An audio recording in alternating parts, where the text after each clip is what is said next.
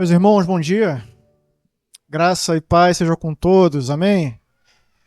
Hoje é domingo de Páscoa. Louvado seja nosso Deus por tão grande salvação, amém, irmãos? Hoje todas as igrejas, cristãs estão comemorando essa data que é realmente uma data tão especial para todos nós. Nosso Cristo, irmãos, está vivo. Ele reina e está sentado à destra do Pai. Deus o exaltou. É por isso que nós estamos aqui hoje, porque ele fez essa obra, ele nos resgatou. Ali na cruz, verdadeiramente morreu como Cordeiro Pascual.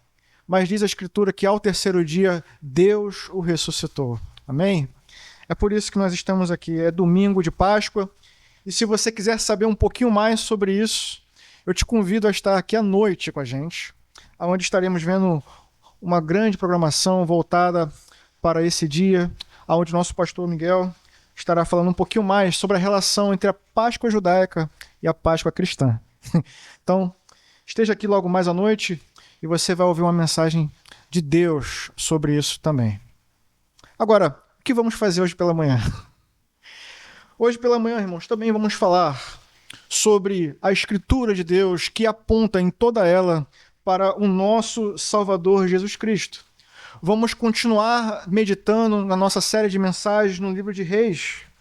E adivinhe só, hoje nós vamos estudar sobre um rei que, assim como Jesus foi perseguido quando criança, sobreviveu a uma chacina ainda quando criança. Veremos sobre um rei que renovou a aliança entre o povo e Deus. E não apenas isso, veremos a história sobre um rei que promoveu uma grande reforma religiosa e que, assim como Jesus, também foi traído por homens que estavam próximos a ele. Mas eu pergunto, seria ele o Cristo? Não. Hoje nós vamos ver a história do rei Joás. Um rei que, como eu disse, tem muitas semelhanças com a história do nosso Salvador. Mas as diferenças, irmãos, entre eles fazem toda a diferença. Na verdade, o que nós vamos ver é que toda essa expectativa positiva em torno do rei Joás, no final das contas, se mostra como uma grande decepção. O tema da nossa mensagem hoje é esse: Joás, de menino rei a rei menino. E a grande lição que veremos é: precisamos de uma reforma no coração. Precisamos de uma reforma no coração. Mais do que uma história de superação, mais do que conquistar altos cargos, altos postos, mais do que crescer em nossa carreira profissional, precisamos de uma reforma no coração. Mais até do que aquilo que fazemos em nome de Deus e para Deus, precisamos de uma reforma no coração. Eu queria, então, te convidar a abrir a sua Bíblia no segundo livro de Reis, capítulo 11.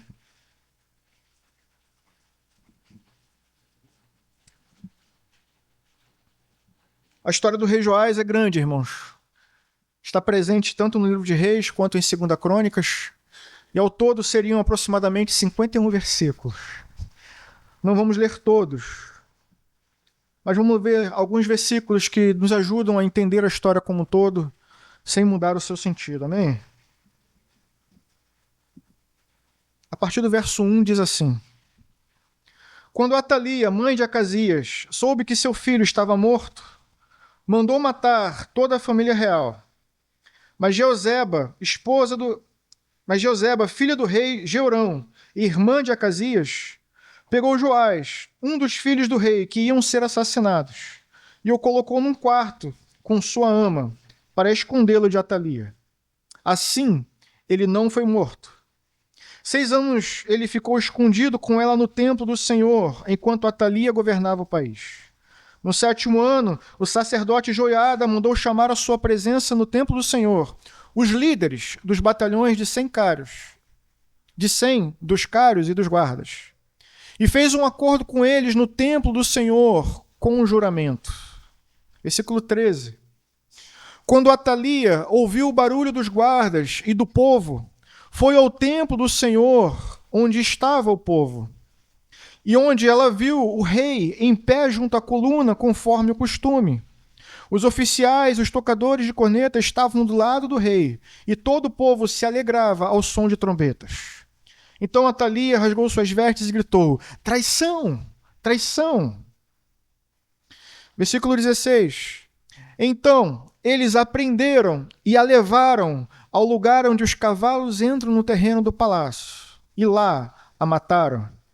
E Joiada fez uma aliança entre o Senhor, o rei e o povo, para que fossem o povo do Senhor.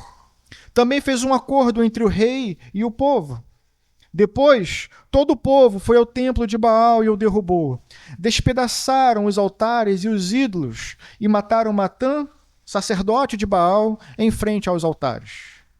A seguir, o sacerdote Joiada colocou guardas no templo do Senhor.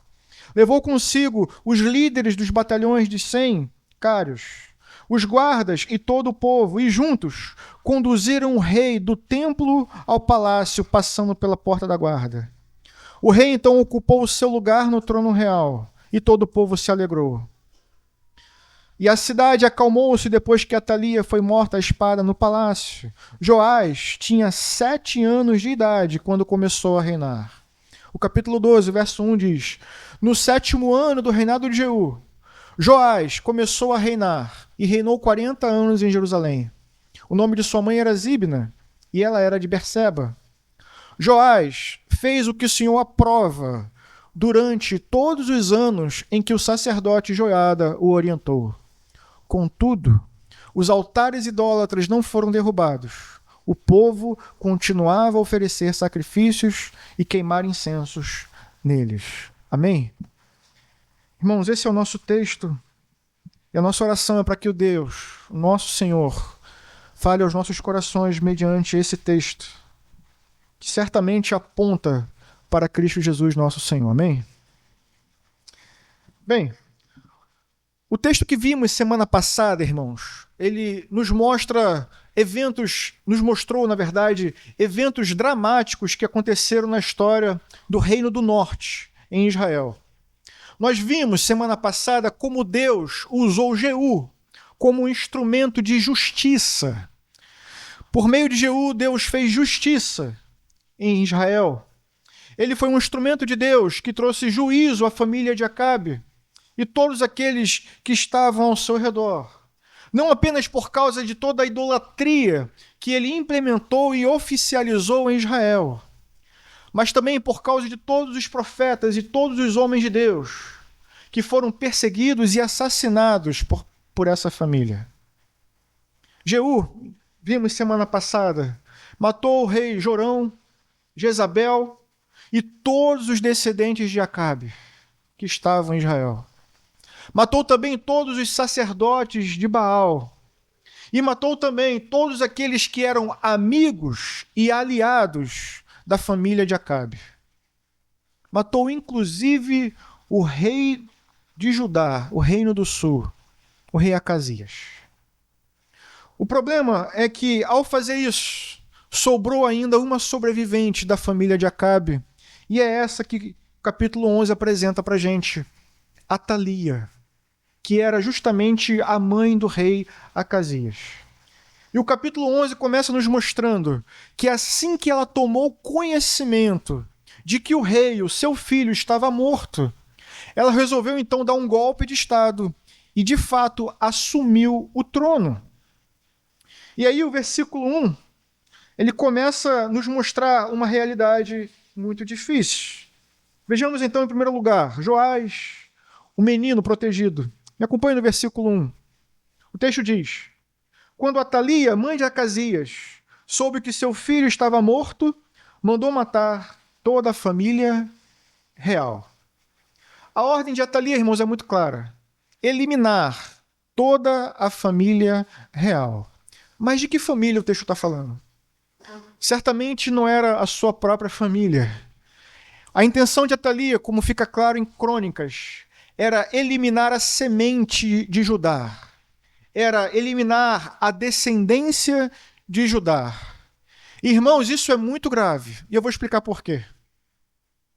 Se Atalia conseguisse cumprir o seu plano, se ela conseguisse executar toda a família de Judá, hoje nós não estaríamos celebrando a Páscoa. Hoje não estaríamos celebrando a Páscoa. Porque o plano de Atalia, irmãos, era um plano contra a linhagem de Davi, contra a descendência de Davi. Sabemos que Jesus é filho de Davi. Então, em outras palavras, o plano dela, se é que a gente pode dizer isso, colocava em risco todas as profecias relacionadas ao Messias, que viria e que seria da linhagem de Davi.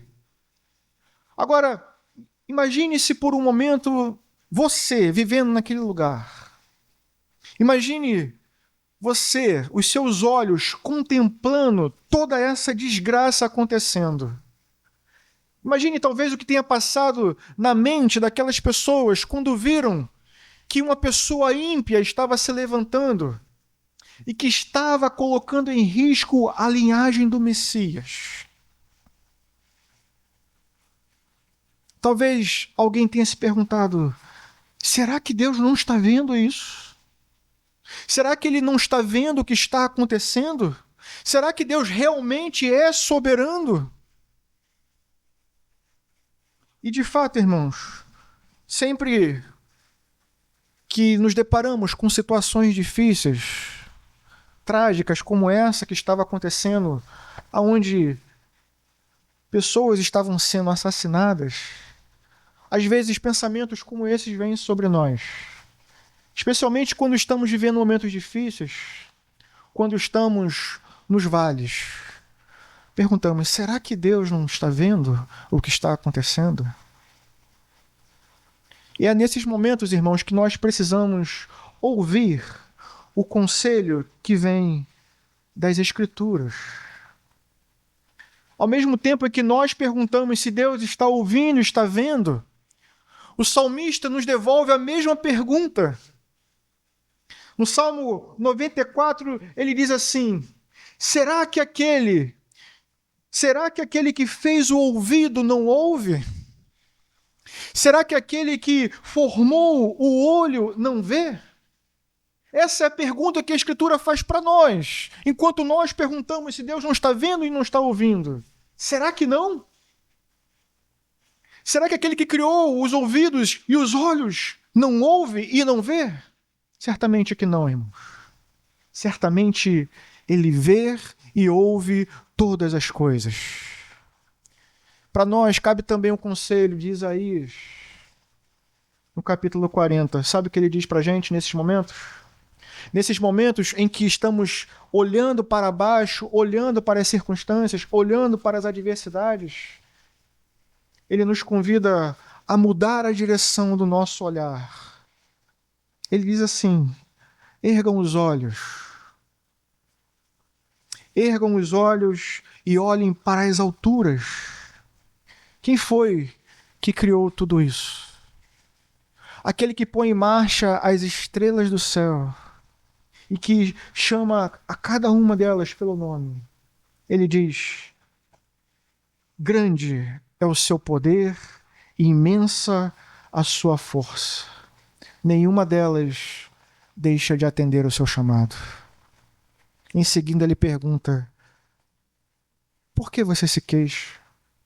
Por que você reclama? Será que não sabe, nunca ouviu falar? E ele conclui dizendo, o Senhor é o Deus eterno, o Criador de toda a terra. Ele não se cansa e nem fica exausto. Sua sabedoria é insondável. São de coisas como essas, irmãos, que nós precisamos nos lembrar em dias como esses.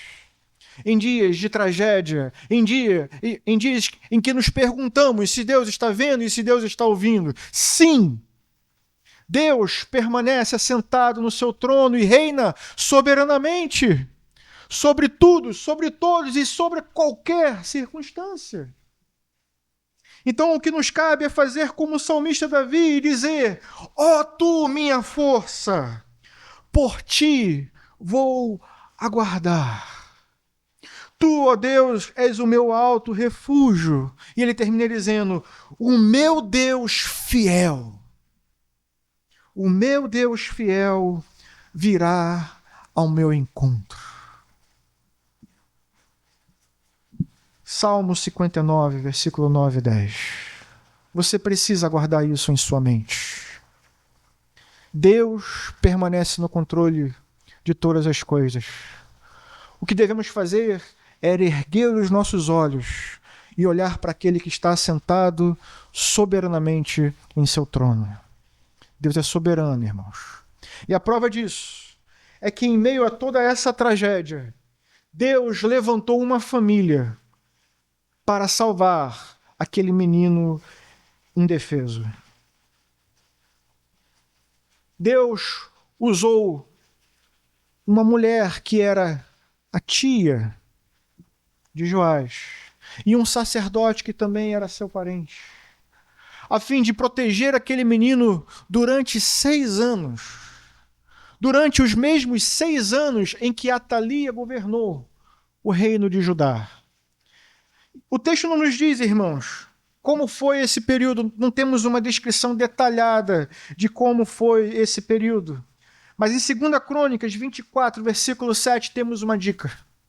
O texto nos diz que durante o governo de Atalia, ela e seus filhos ímpios chegaram ao ponto de invadir o templo, vandalizar o templo, pegar os itens que estavam no templo e levar para outro lugar. Utilizar os mesmos utensílios que eram utilizados para adorar a Deus. Ela pegou esses itens e utilizou para adorar Baal e os seus deuses. Isso nos dá uma pequena amostra, irmãos, do que foi o governo de Atalia. E isso nos ajuda a entender por que o sacerdote Joiada não aguentou mais do que 6 anos. Durante 6 anos ele criou, educou aquele menino, mas o texto que nós lemos mostra que quando a criança completou 7 anos de idade, Joás resolveu apresentá-lo e então fazer uma cerimônia. Provavelmente não aguentou mais as atrocidades que estavam acontecendo durante o reinado de Atalia. Então veja comigo em segundo lugar, Joás, o menino rei. Me acompanhe no versículo 4. Diz assim, no 7º ano, o sacerdote Joiada mandou chamar à sua presença no templo do Senhor os líderes dos batalhões de 100, dos cários e dos guardas, e fez um acordo com eles no templo do Senhor com juramento. Depois lhes mostrou o filho do rei. O que acontece em seguida, irmãos? Do versículo 5 ao versículo 11. É uma descrição do procedimento que Joiada adotou. Né? Nós não vamos ler. Mas basicamente o que ele faz nesses versículos é organizar um esquema de segurança. Afinal de contas, ele ia apresentar a criança à vista de todos, em público. Então ele faz um esquema de segurança a fim de garantir o sigilo e garantir também que a criança estaria protegida. Agora, veja o versículo 12. Depois, Joiada trouxe para fora Joás, o filho do rei, colocou nele a coroa, ele entregou uma cópia da aliança e então proclamaram rei, ungindo, e o povo aplaudia e gritava, viva o rei. É nesse momento, irmãos, que Atalia aparece e começa a gritar, traição, traição. E também é nesse momento que eles prendem ela, levam ela para fora do templo e a executam. E assim tem fim a linhagem de Acabe. Mas o que eu queria chamar a sua atenção é para o que acontece nessa cerimônia. Em primeiro lugar, o sacerdote coloca sobre o menino a lei do Senhor. E em segundo lugar, o que acontece é uma cerimônia onde ele é coroado. Mas o texto continua e diz que ali eles celebraram uma renovação da aliança. A aliança tinha sido quebrada. O povo estava adorando outros deuses. Mas ali, naquele dia, o rei recebeu uma cópia da lei para que ele pudesse governar de acordo com a lei de Deus. Mas vejam só que um pacto também foi celebrado, não apenas entre o rei e Deus, mas entre o povo, o rei e Deus. É isso que diz o versículo 17. Joiada fez uma aliança entre o Senhor, o rei e o povo. Para quê? Diz o texto. Para que fossem o povo do Senhor. Foi para isso que eles renovaram a aliança. Agora, não pense você que isso aqui foi simplesmente algo protocolar, algo que fazia parte do ritual. Não foi isso. Eles estavam, de fato, assumindo um compromisso com Deus. Eles estavam assumindo o compromisso de ser o povo de Deus, de obedecer à lei de Deus, de adorar a Ele, que é o único e verdadeiro Deus. Eles estavam assumindo esse compromisso. Eles quem? O rei e o povo. E a prova disso é o que acontece em seguida. O texto diz claramente que, terminando a cerimônia, o rei foi para o seu lugar. Mas vejam, todos os altares de Baal foram destruídos. Até mesmo o sacerdote de Baal foi morto. E sabe o que isso mostra para a gente, irmãos? Que se a gente realmente quer viver de forma que agrada a Deus, se a gente quer verdadeiramente ser o povo de Deus e caminhar com Deus, então nós precisamos nos livrar de tudo aquilo que nos prende a uma vida de pecado. É isso o que o texto nos mostra. Agora, como é que vamos pensar em manter uma vida de santidade? Como é que nós podemos pensar em viver de um modo digno e agradável aos olhos de Deus, sem nos livrarmos das coisas que nos prendem a uma vida que desagrada a Deus? Como é que a gente pode pensar em fazer isso? Como é que podemos caminhar na vida cristã, frequentando os mesmos lugares que frequentávamos antes? Lugares inapropriados para um cristão, frequentando as mesmas festas, nos cercando das mesmas amizades que nos influenciavam a viver uma vida que ia de encontro a Deus, que era contrário e que é contrário ao que Deus ensina.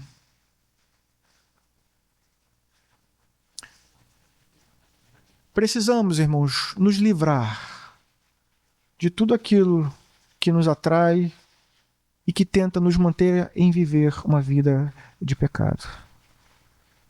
O texto mostra o que eles fizeram. O apóstolo Paulo nos exorta a fazer a mesma coisa para aqueles que acreditam que foi ele que escreveu a carta aos Hebreus. Ele diz: livremo-nos de tudo o que nos atrapalha e do pecado que nos envolve, e corramos com perseverança a corrida que nos é proposta, tendo os olhos fitos em Jesus, autor e consumador da nossa fé. E ele diz em seguida: ele, Jesus, pela alegria que lhe estava proposta, suportou a cruz, desprezando a vergonha, e assentou-se à direita do trono de Deus. Pensem bem naquele que suportou tal oposição dos pecadores contra si mesmo, para que vocês não se cansem e não desanimem. E ele diz algo mais: na luta contra o pecado, vocês ainda não resistiram até o ponto de derramar o próprio sangue. É com esse tipo de envolvimento que somos exortados a servir a Deus. Em primeiro lugar, nos livrar de tudo, de qualquer coisa que nos prenda à vida que tínhamos antes. que nos impeça de caminhar com Deus de forma séria, com um compromisso sério, de viver uma vida digna que agrade aos olhos de Deus.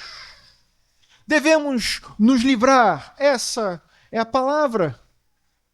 Só que ele diz, vejam, vocês ainda não chegaram ao ponto de lutar contra o pecado a ponto de derramar o próprio sangue.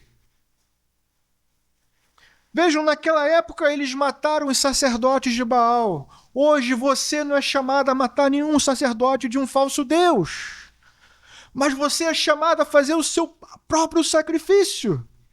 Matar a sua carne, matar os seus desejos, matar as suas inclinações. Se livrar de qualquer coisa que possa te afastar e te impedir de caminhar em uma aliança com Deus. No final das contas, irmãos, eu e você somos chamados a dizer como Paulo: fui crucificado com Cristo. Não vivo mais eu, mas Cristo vive em mim. A vida que agora vivo no corpo, vivo pela fé no Filho de Deus, que por mim se entregou. Lembre-se do que ele fez por você e viva de acordo. Hoje, quando faremos menção da sua morte e da ressurreição, devemos olhar para a cruz, irmãos, e nos perguntar: estamos vivendo de modo digno? Estamos vivendo de modo digno com aquilo que ele fez por mim, por nós? A Escritura nos chama a pensar sobre isso. Crucificados com Cristo, irmãos. E deixa eu dizer uma coisa para você. Fica um alerta que vem do nosso texto.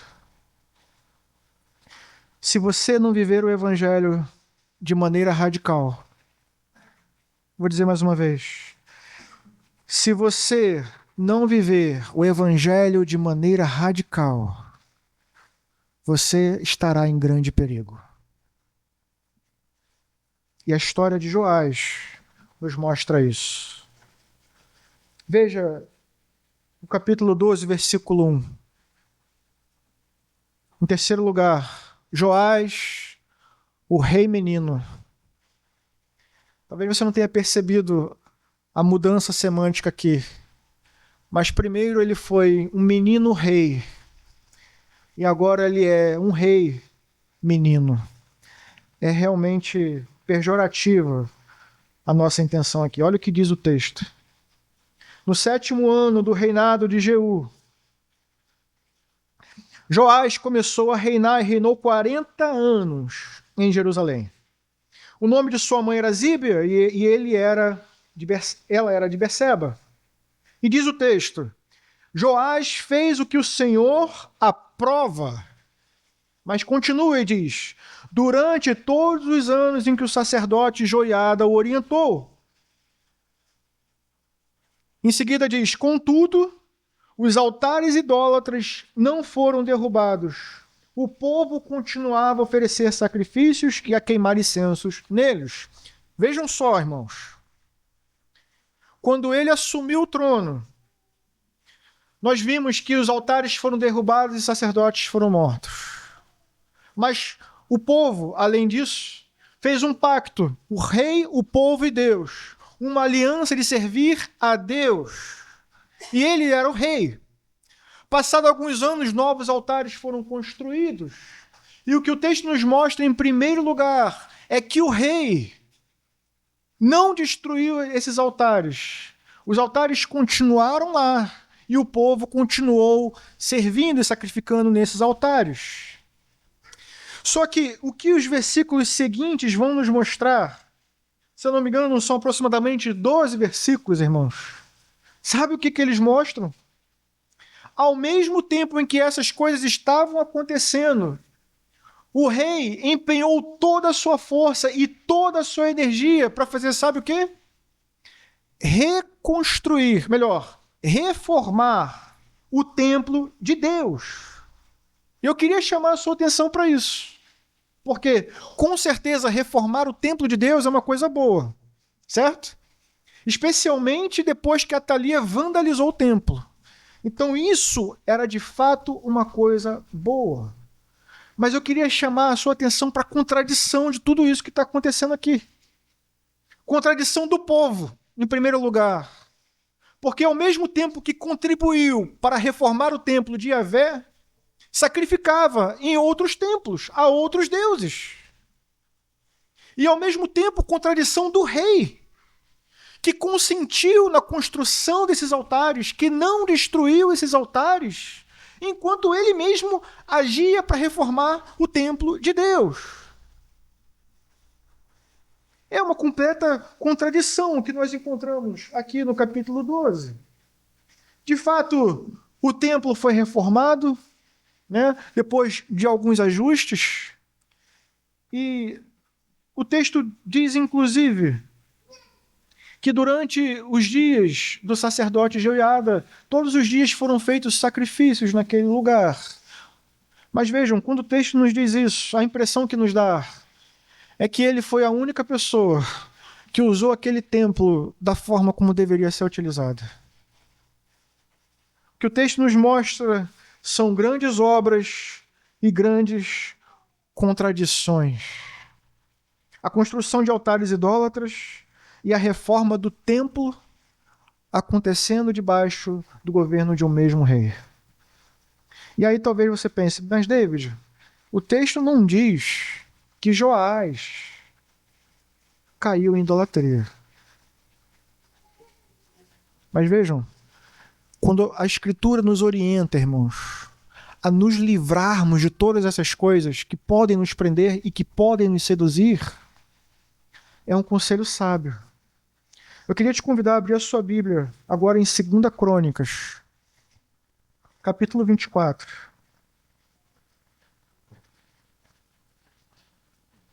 Nós veremos então a quebra da aliança, a rejeição da palavra de Deus e algo ainda mais grave, ou tão grave quanto isso.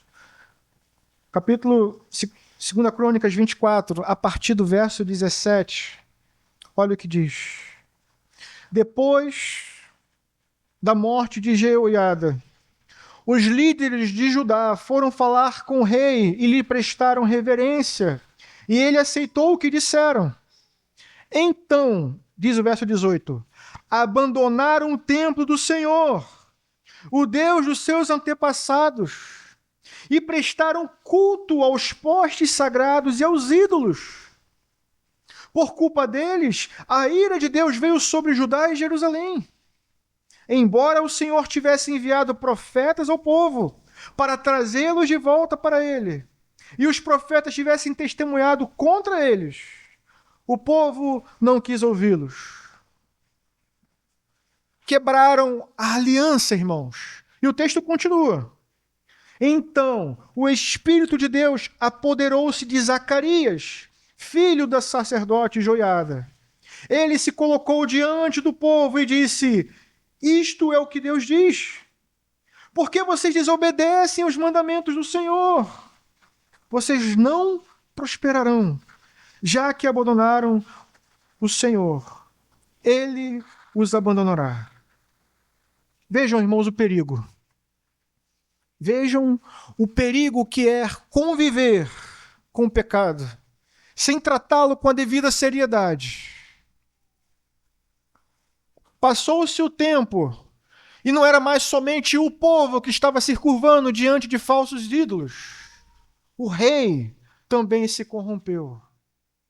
Morreu Joiada, o homem que criou ele nos caminhos de Deus. O homem que ensinou ele como governar e viver de acordo com a lei de Deus. O seu bom conselheiro. E agora ele começou a ser influenciado por um povo que tinha quebrado a aliança, por conselheiros que o levaram pelo caminho da idolatria.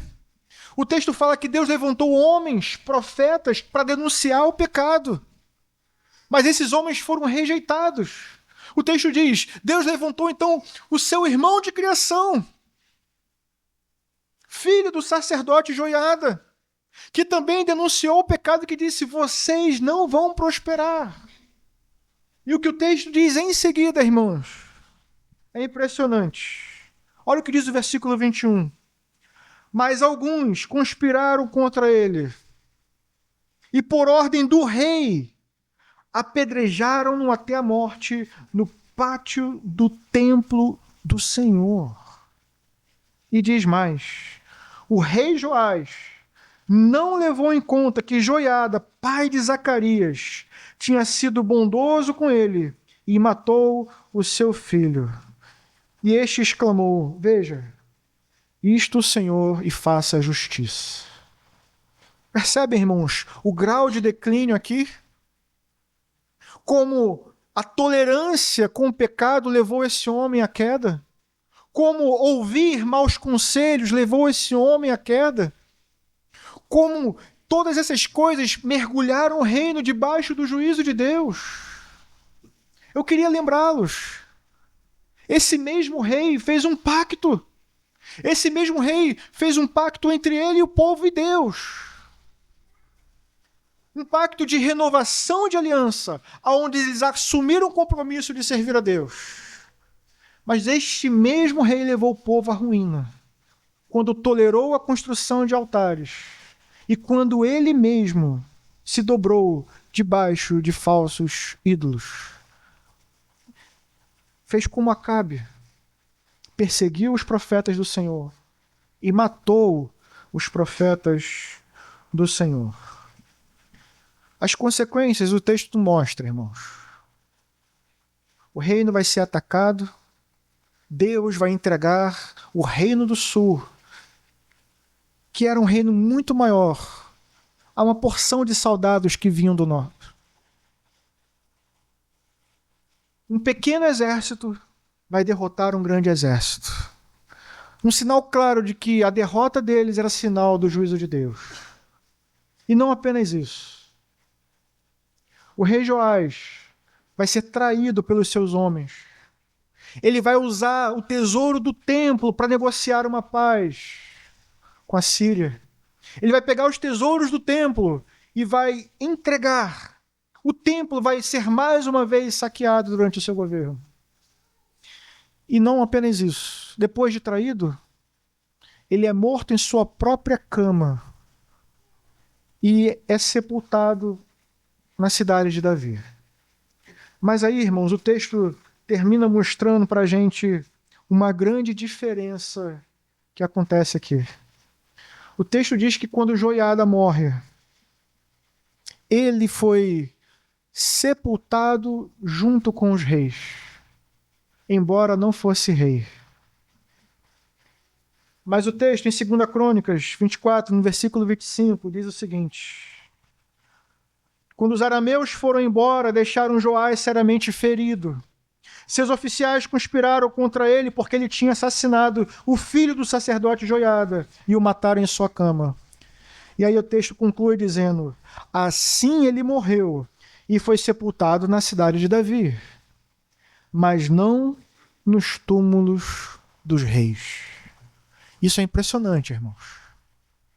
A história termina mostrando um rei que não foi sepultado junto aos túmulos dos reis, mas mostra um sacerdote que foi fiel a Deus em todo o tempo, sendo enterrado nos túmulos dos reis.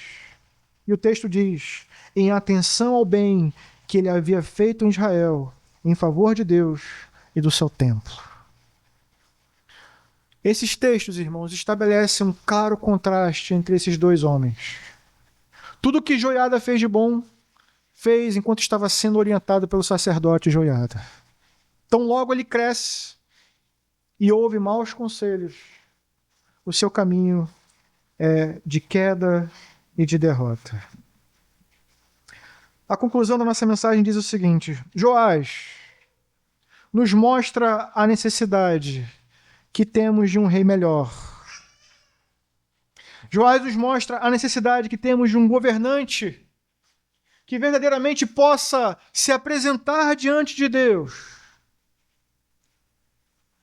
que possa verdadeiramente nos guiar diante de Deus, nos guiar num caminho de obediência à lei de Deus, coisa que ele não fez, coisas que Joás não fez. O texto nos mostra que nós também temos a necessidade, irmãos, de uma reforma.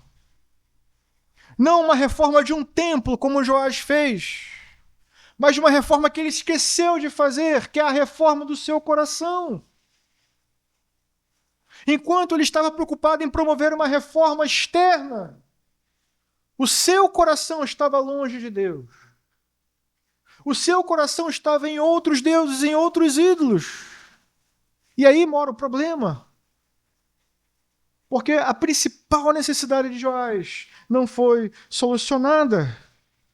Por fim, irmãos, o texto nos mostra que nós precisamos de um Salvador. Que não foi Joás e não foi nenhum outro homem que se apresentou na história. Vejam a história desse homem.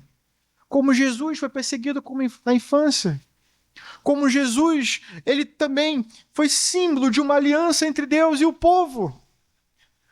Mas vejam que muito diferente do nosso Cristo, ele falhou e falhou miseravelmente em cumprir esse pacto. Falhou miseravelmente em cumprir a aliança. Falhou miseravelmente em guiar o povo de Deus no caminho de Deus. Em todas essas coisas ele falhou. Mas em todas essas coisas, o nosso Cristo triunfou, irmãos. O que a Escritura mostra pra gente é que esse Cristo, sim, foi perseguido quando criança. Assim como Joás. Mas diferente de Joás, Jesus não cresceu apenas em estatura. Cresceu em graça, cresceu em sabedoria diante de Deus e dos homens. E foi fiel até o fim. As suas palavras mostram isso, as suas obras mostram isso. Cristo foi fiel até o fim e morreu uma morte de cruz, a fim de selar essa nova aliança, a fim de fazer com que eu e você, de uma vez por todas, fizéssemos parte da família de Deus, como seu povo, como seus filhos. É grande o contraste entre o rei Joás e o seu rei. É isso que nós estamos celebrando hoje. Jesus, irmãos. Jesus nos mostrou o caminho da verdadeira adoração.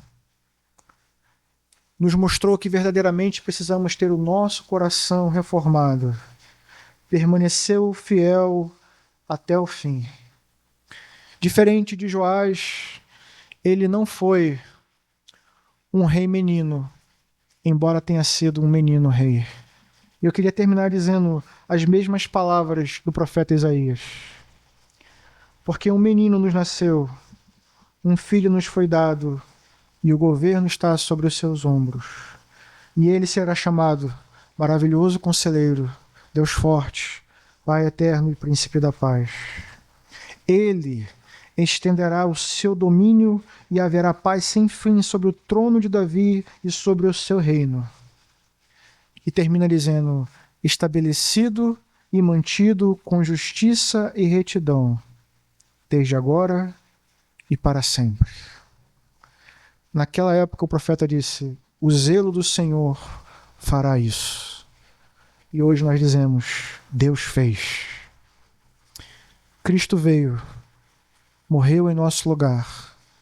E como ele mesmo disse, o seu sangue selou o pacto da nova aliança. Graças a Deus por isso. Amém, irmãos? Eu citei um salmo lá no início. E o salmo dizia, ó tu, minha força, por ti vou aguardar. Tu, ó Deus, és o meu alto refúgio. O salmista termina dizendo, o meu Deus fiel virá ao meu encontro. Ele veio e em breve voltará. Amém? Porque ele está vivo. Queria te convidar a orar.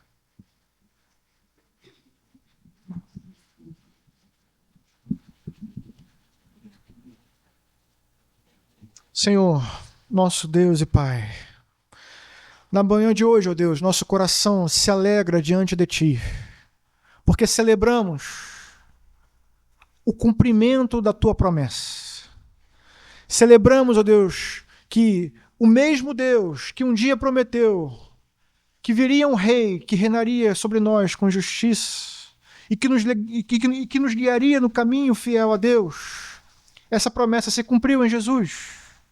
Queremos te agradecer, ó Deus, porque Ele sim, nosso Rei, veio e viveu uma vida digna, foi justo diante de Deus e dos homens, ainda assim morreu para o perdão dos nossos pecados. Senhor, queremos te agradecer por tão grande salvação. Queremos te agradecer por esse pacto que foi selado e que jamais será desfeito, porque não foi selado com sangue de homens, mas foi selado com o sangue de Cristo Jesus, nosso Senhor. Na manhã de hoje, sim, ó Deus, o nosso coração se enche de alegria, mas também somos advertidos pela sua palavra, que nos diz que precisamos ter um compromisso sério contigo, que nos diz que todos os homens precisam de uma reforma no coração. Então opera em nós, ó Deus, o teu querer e o teu efetuar. Opera em cada um de nós, ó Deus, de forma que o nosso pacto contigo não sejam apenas de lábios, mas que o nosso coração, ó Deus, esteja convertido e dobrado diante do Senhor todos os dias de nossas vidas. Que possamos, ó Deus, ter a coragem de rejeitar tudo aquilo que nos prende e nos assedia. Sejam as coisas e os prazeres que esse mundo oferece, sejam as amizades, sejam as más influências. Ó Deus, tenha misericórdia de nós. Que possamos ter os ouvidos abertos para ouvir a sua voz e a orientação que vem da sua lei, da sua palavra. Que possamos então, ó Deus, nos arrependermos dos nossos maus caminhos e firmarmos de verdade um compromisso contigo. Queremos viver, Senhor, de modo digno do teu poderoso evangelho. Cristo morreu por nós. E agora, Senhor, como viveremos? Ó Deus, que possamos dizer com todo o nosso coração: não vivo mais eu, mas Cristo vive em mim. Enche-nos de ti, Senhor, e que todos os nossos dias, que o resto dos nossos dias, seja para o louvor e para a glória do teu nome. Assim oramos no nome de Jesus. Amém, irmãos? Amém.